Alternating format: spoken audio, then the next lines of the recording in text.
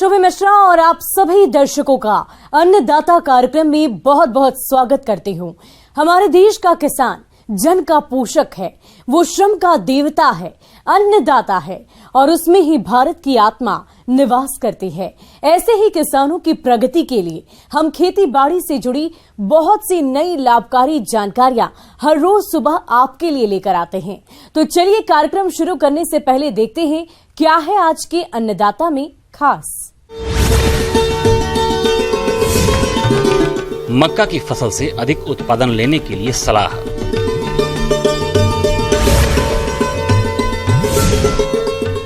कृषि वानिकी पद्धति से किसानों को होगा फायदा।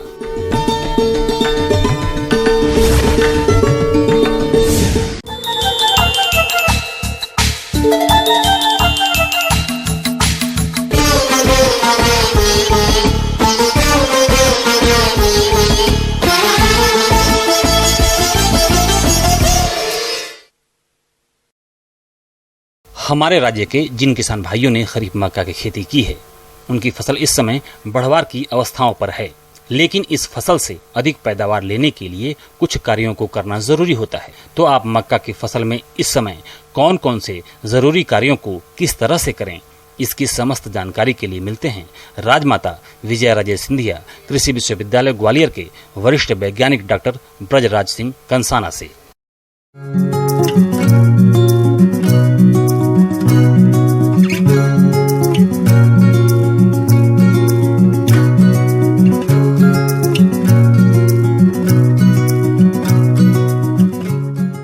हमारे खेत में जो है मक्का की फसल खड़ी हुई है और मक्का एक प्रमुख खाद्यान्न फसल के रूप में जानी जाती है और खासकर पंजाब और हरियाणा क्षेत्र में मक्के की फसल काफ़ी इम्पोर्टेंट है। मध्य प्रदेश में झाबुआ और धार का जो छिंदवाड़ा का क्षेत्र है, वहाँ भी पर्याप्त मात्रा में लोग बाग मक्का की खेती करते हैं और मक्का एक प्रमुख खाद्यान्न फसल के साथ साथ हमारे जो दूसरे पालतू जानवर जैसे कि मुर्गी है या जो डेयरी एनिमल्स हैं, उनके लिए भी एक प्रमुख दाने के कारण उपयोग की जाने वाली फसल है और मक्का से हमें काफ़ी अच्छा उत्पादन भी प्राप्त होता है। आजकल बहुत सारे हाइब्रिड्स बाज़ार में उपलब्ध हैं जिनका प्रयोग करके किसान भाई अच्छी सी फसल का उत्पादन कर सकते हैं।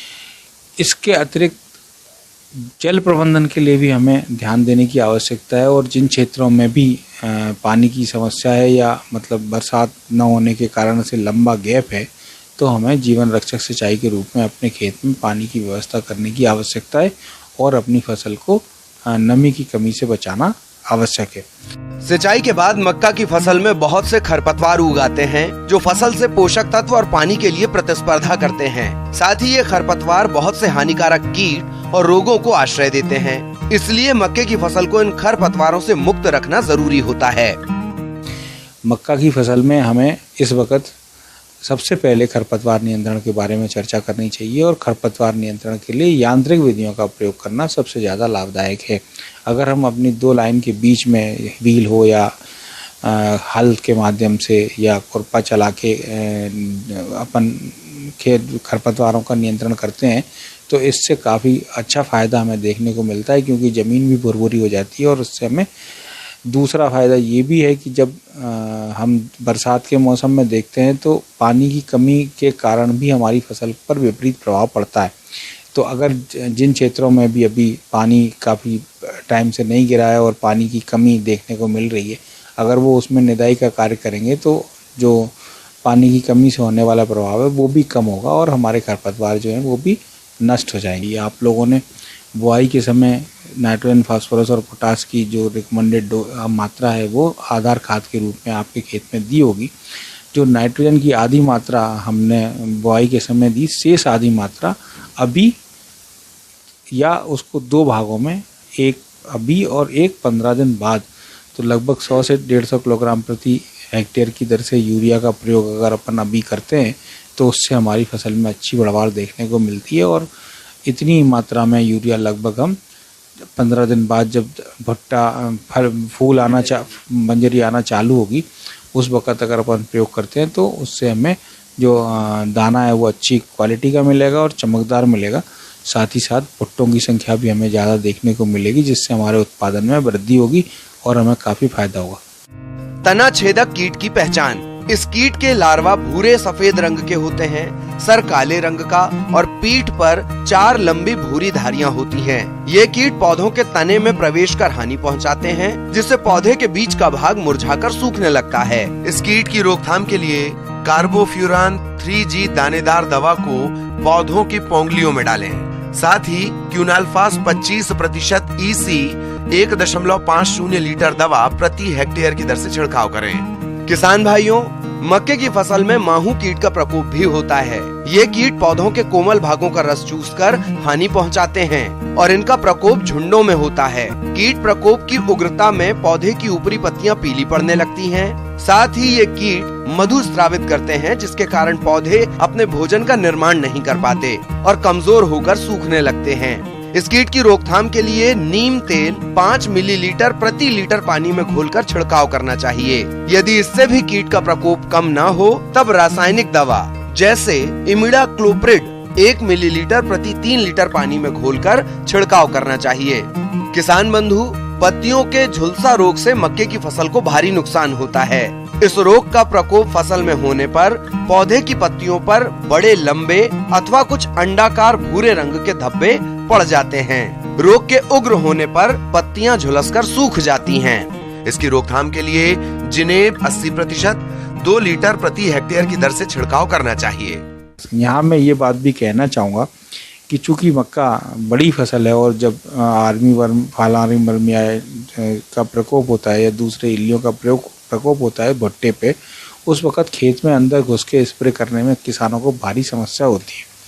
तो इसके लिए किसान भाई टेक्नोलॉजी का प्रयोग भी कर सकते हैं। आज हमारे पास ड्रोन टेक्नोलॉजी उपलब्ध है, जिसका प्रयोग करके हम हवा में जो कीड़े दवा है उसको आराम से पूरे खेत में स्प्रे कर पाते हैं और उसमें हमें कोई नुकसान भी नहीं होता और हम लोगों को खेत के अंदर जाने की जरूरत भी नहीं होती। किसान भाइयों, अब लेते हैं एक छोटा सा ब्रेक।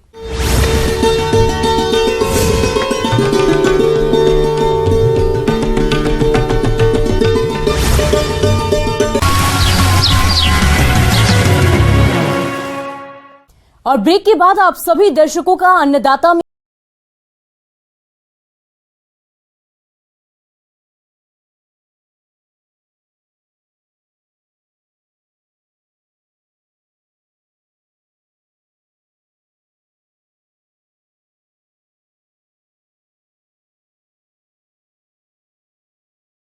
के साथ खेती का नक्शा भी बदल रहा है। दरअसल बदलते जमाने में खेती बाड़ी के पुराने तौर तरीकों के सहारे किसानों का गुजारा नहीं होता, लिहाजा आमदनी में इजाफा करने के लिए नई जुगत करना लाजमी है।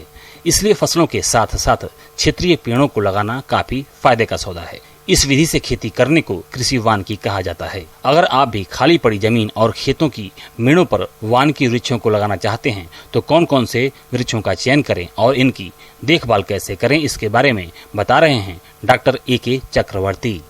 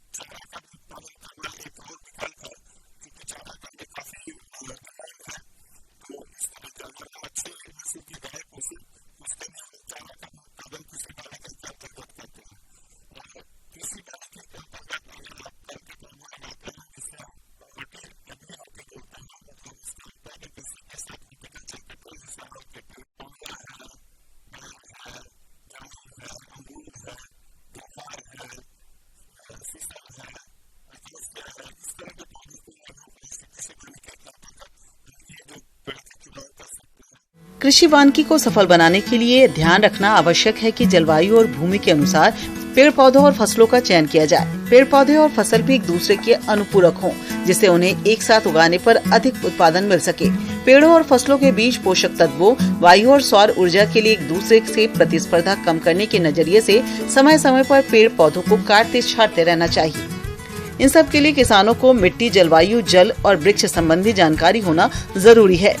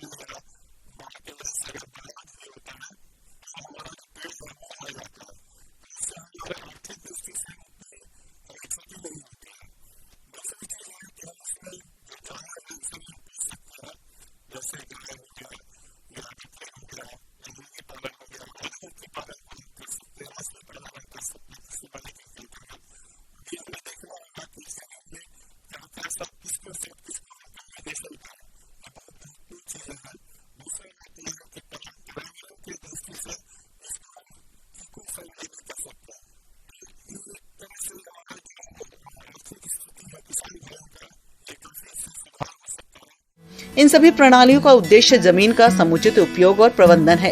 इन पद्धतियों से फलदार वृक्ष, चारा, खाद्यान्न फसलें और ईंधन की प्राप्ति के साथ साथ विभिन्न सब्जियां और इमारती लकड़ी भी प्राप्त होती है।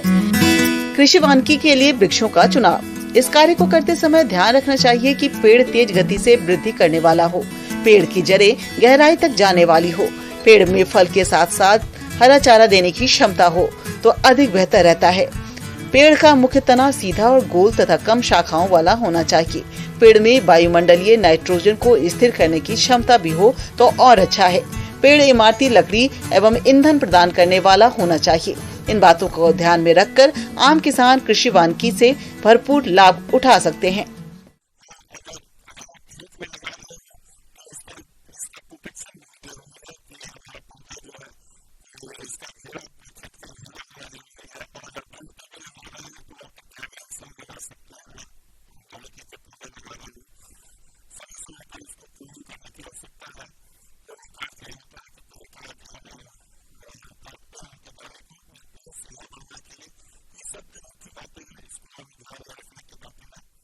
आगे और भी है खेती बाड़ी से जुड़ी बहुत सी रोचक जानकारियां। कहीं नहीं जाइएगा, रुकेंगे एक छोटे से ब्रेक के लिए।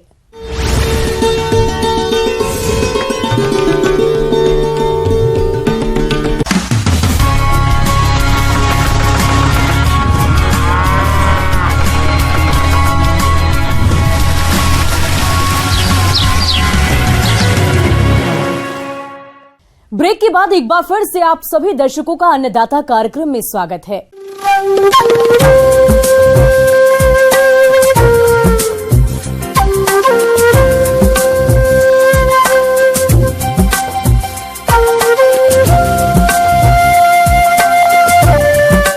मौसम विभाग की रिपोर्ट पर साप्ताहिक कृषि सलाह कुछ इस प्रकार है।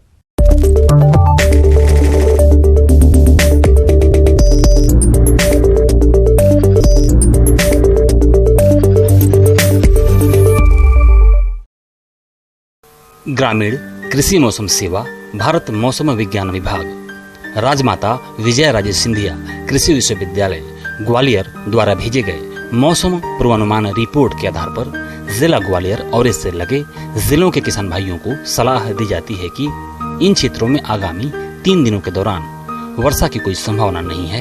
अधिकतम तापमान 33 से 34 डिग्री सेल्सियस और न्यूनतम तापमान 24 से 25 डिग्री सेल्सियस रहने का अनुमान है। अधिकतम सापेक्षिक आर्द्रता 80% और न्यूनतम सापेक्षिक आर्द्रता 68% रहने का अनुमान है। हवा की औसत गति 17 से 21 किलोमीटर प्रति घंटे की रफ्तार से रहेगी।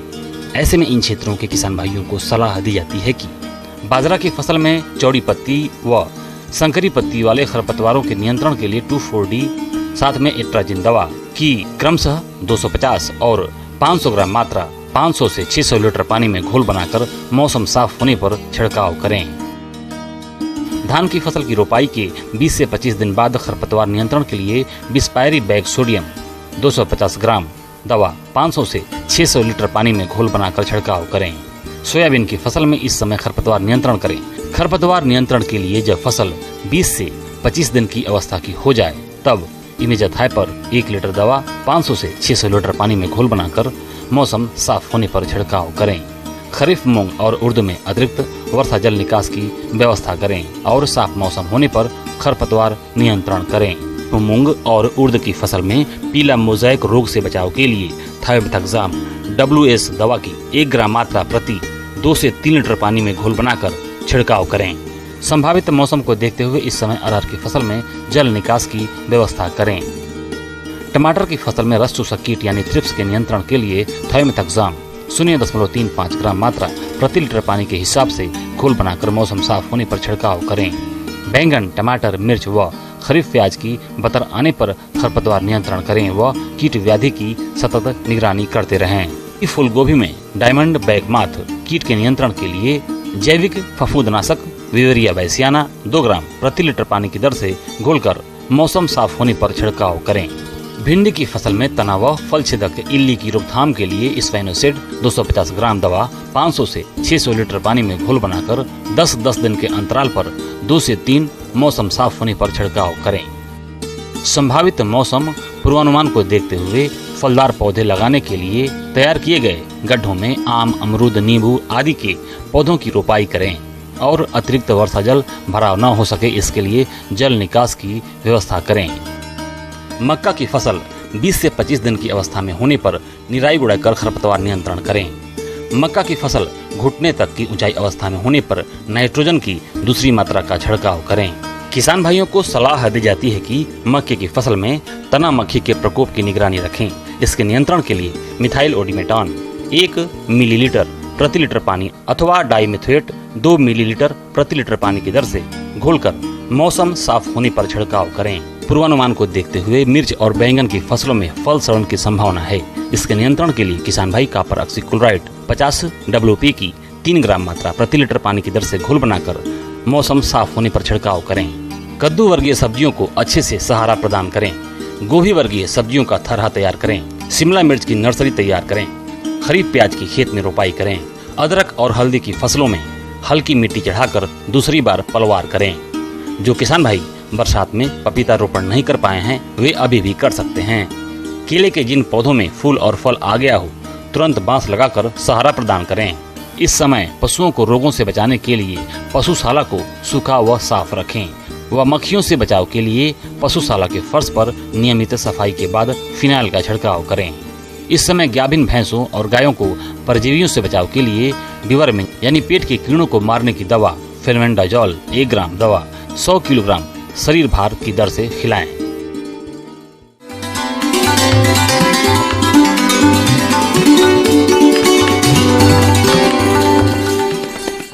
आइए जानते हैं अन्नदाता निःशुल्क फोन के माध्यम से पूछे गए समस्याओं का समाधान।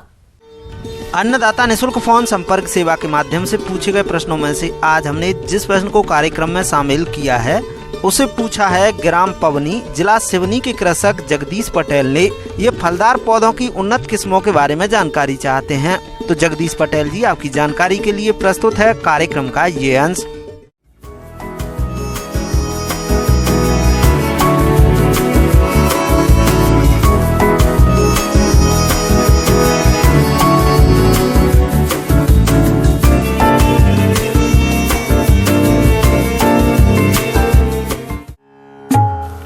भारत में फलों की खेती माल निर्यात करने के लिए एक प्रमुख व्यवसायिक क्षेत्र है और इस प्रकार यह अंतर्राष्ट्रीय राजस्व की अच्छी मात्रा में कमाई करता है।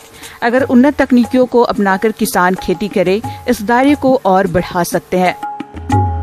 अभी ज्यादातर किसान देसी किस्मों की खेती करते आ रहे हैं, जिसमें आशानुरूप उत्पादन नहीं मिलता है, जबकि आज कई उन्नत प्रजातियां विकसित हो चुकी हैं, जिनमें पैदावार तो अधिक होती ही है, साथ ही इनमें पोषक तत्व प्रचुर मात्रा और रोग व कीटों से लड़ने की क्षमता भी अधिक होती है। अगर बागवानी क्षेत्र में देखें तो इस क्षेत्र में कई नई किस्में विकसित हो चुकी हैं, जो कि कम क्षेत्र में अधिक उत्पादन देती है। आम की किस्मों की बात करें तो सघन बागवानी के लिए आम्रपाली, गुलाब खस, मलिका का नाम प्रमुख तौर पर आता है। इसी तरह सामान्य बागवानी के लिए जर्दालू, मालदा, दुधिया, मालदा, सिपिया, लंगड़ा, दशहरी, पहाड़फर, सिंदुरिया, रत्ना, मंजीरा, सबरी, राजेंद्र राम सिंधु आदि को लगा सकते हैं। किसान भाइयों, अमरूद की लोकप्रियता कम नहीं, इसकी बागवानी भी सघन और सामान्य दोनों रूप में की जाती है। इसकी उन्नत प्रजातियों में इलाहाबादी सफेदा, पंत प्रभात, लखनऊ 49, ललित, श्वेता, मृदुला, सीडलेस अमरूद, नासिक धारदार, पंजाब पिंक, अर्का अमूल, एप्पल, गुआवा, चित्तेदार आदि प्रमुख किस्में हैं। इन किस्मों की खेती आप कर सकते हैं। अगर केले की उन्नत किस्में की बात करें तो इसकी खेती सब्जी और फल दोनों के लिए की जाती है, जिसमें सब्जी वाले केला किस्में बतीसा, मुठिया, कचकेल आदि प्रमुख है। वही फलों के लिए अल्पान, चंपा, मालभोग, रोबस्टा, चिनिया, डवार, कावेडेंस, चीनी चंपा, बरसाई आदि किस्मों का प्रयोग कर सकते हैं। पपीते की किस्मों की बात करें तो Pusa, delicious Pusa, majesty Pusa, giant Pusa, dwarf Pusa Nanha, CO 1, ready lady 786, कुर्क हनी, वाशिंगटन, कोयम्बटूर आदि में से किसी भी किस्म का चुनाव कर सकते हैं। इसी तरह नींबू वर्गीय फलों की बात करें तो इसमें कागजी नींबू के लिए पूर्वी कागजी नींबू, विक्रम, प्रामलिनी, सलेक्शन 49, सीडलेस आदि प्रमुख है। वहीं नींबू के लिए नेपाली, ओवलांग, पंत लेमन, आसाम लेमन, गंधराज, बारामसी आदि प्रमुख किस्में हैं। वही अनार की बात करें तो इसकी खेती का दायरा भी हमारे क्षेत्र से बढ़ रहा है। इसकी उन्नत किस्मों में गणेश, भगवा, रूबी, सुपर भगवा आदि प्रमुख किस्में हैं। इनकी खेती भी सघन और सामान्य तौर पर कर सकते हैं। बागवानी करने से पहले कुछ बातों पर खास ध्यान दें, जैसे पेड़ों की किस्में हमेशा भूमि के अनुसार ही चुनें। कम उपजाऊ भूमि में कलमी आम नहीं लगाएं। ऐसे स्थान में अमरूद आदि कठोर किस्में ही लगाएं। इसी प्रकार थोड़ी रेह वाली और खराब जमीन में लिसोड़ा, बेर, आंवला आदि के पेड़ ही लगाएं। पानी ठहरने वाले स्थान में तुरमिले फल के पेड़ जैसे संतरा, माल्टा, नींबू आदि नहीं लगाएं। किस्मों का चुनाव उस स्थान की जलवायु के अनुसार ही करनी चाहिए। वही नए पौधों को भी विश्वसनीय संस्थाओं से ही खरीदना चाहिए, ताकि स्वस्थ और शुद्ध क्वालिटी के पौधे मिल सके। एक बात का और ध्यान रखना चाहिए कि फल के पेड़ों की वे किस्में हमेशा लगाना लाभप्रद रहता है, जिनके फलों की मांग बाजार में काफी है और किस्मों के फलों के दाम बाजार में अच्छे मिलने की उम्मीद है। सस्ते रद्दी किस्म के फल के पेड़ लगाना लाभप्रद नहीं होता, इसलिए किस्मों के चुनाव के लिए उद्यान विभाग के कर्मचारी से राय लेकर बाग लगाना ठीक रहता है।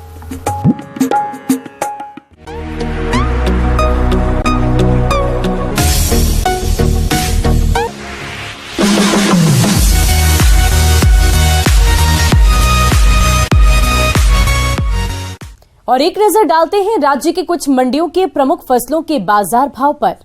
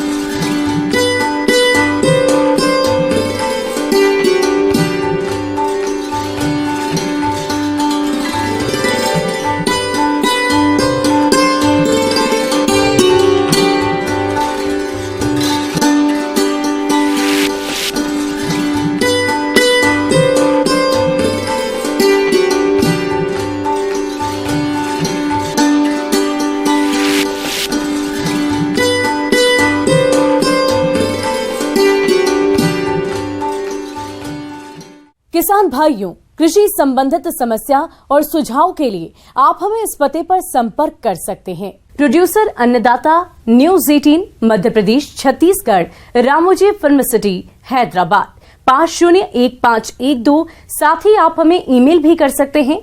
हमारा ईमेल है p18annadatamp@nw18.com। इसके अतिरिक्त आप हमें निःशुल्क हेल्पलाइन नंबर 180088921663 पर सोमवार से लेकर शनिवार सुबह 10 बजे से शाम 4 बजे के बीच संपर्क कर सकते हैं। और अब समय हो रहा है आपसे विदा लेने का। कल फिर होगी मुलाकात कृषि से जुड़ी महत्वपूर्ण जानकारियों के साथ। नमस्कार।